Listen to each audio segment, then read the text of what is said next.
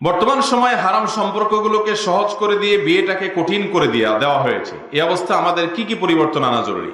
খুবই দরকারি প্রশ্ন। এখন জেনা এবং অবৈধ সম্পর্ক করা সহজ হয়ে গেছে, বিয়ে করা কি হয়ে গেছে? বাল্য বিয়ে নিষিদ্ধ, কিন্তু বাল্য প্রেম।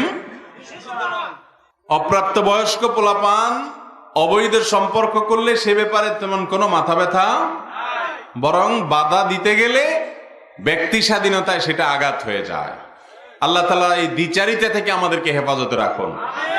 মনে রাখবেন, জন্মের হার কমানো এবং মানুষের সংখ্যা কমানোর জন্য এই নানা রকমের যত মিশন আছে, পৃথিবীর বিভিন্ন দেশ যে মিশনগুলো নিয়েছে, এগুলো সবগুলো ক্ষতিকর প্রমাণ হয়েছে। চায়নার মতো দেশ এখন জন্মের হার আর বাড়াইতে পারতেছে না, কারণ মানুষের টেন্ডেন্সি একবার, প্রবণতা একবার যদি চেঞ্জ হয়ে যায়, ওইটাকে ফেরত আনা কঠিন হয়ে যায়।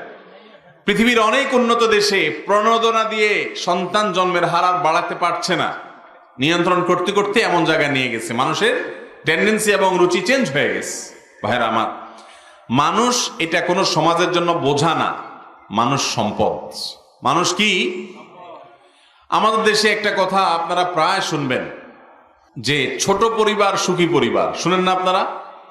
ছোট পরিবার মানে ছেলে মেয়ে একটা বা দুটার বেশি না, এরা সুখে আছে, তাই না? বাস্তবে কিন্তু সেটা না। বেশিরভাগ দেখবেন আল্লাহ তাআলা যাদেরকে কয়েকটা ছেলে মেয়ে দিয়েছে তারা তুলনামূলক ভালো থাকে। কারণ একটা দুইটা যদি অমানুষও হয়, 4-5টা ছেলে মেয়ে থাকলে একটা না একটা কি হয়ে যায়? মানুষ হয়েই যায়। একেবারে সবগুলো অমানুষ হয়ে যাবে এরকম সম্ভাবনা খুবই ক্ষীণ থাকে। আর যাদের থাকেই অল্প, ওই অল্পটা যদি নষ্ট হয়ে যায় তাহলে ফলে মূলে সব শেষ। ঠিক না? ঠিক।